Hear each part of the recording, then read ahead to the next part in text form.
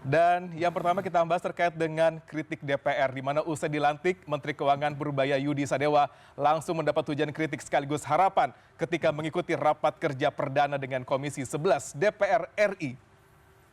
Di mana Menteri Keuangan memaparkan usulan pagu anggaran tahun 2026 sebesar 52,16 triliun rupiah. Jumlah ini akan difungsikan 47,73 triliun rupiah bagi pelayanan umum, 250 miliar rupiah untuk fungsi ekonomi dan hampir 4 triliun rupiah untuk pendidikan. Seperti LPDP salah satunya.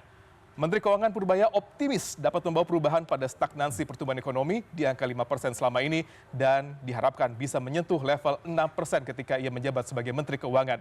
Ia menyampaikan rekam jejaknya menghadapi krisis moneter tahun 1998, krisis keuangan 2008 hingga pandemi COVID-19.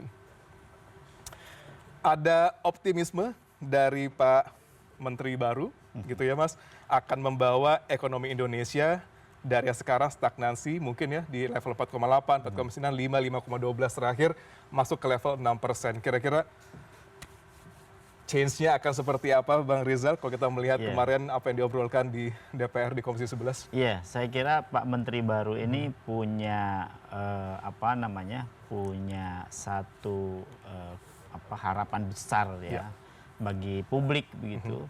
Karena dengan keyakinan beliau dan juga rencana apa yang dilakukan beliau, ekonomi kita akan bergerak begitu ya untuk menembus stagnasi yang selama ini terjadi. Baik. Dan saya kira di DPR sangat clear gitu ya Pak Menteri ini apa yang akan dilakukan, step yang akan dilakukan. Baik. Dan tentu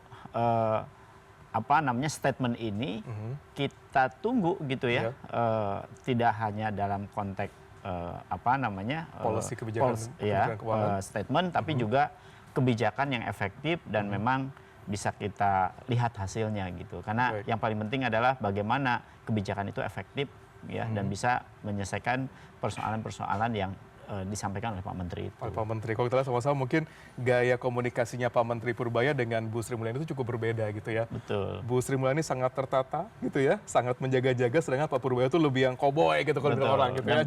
Betul.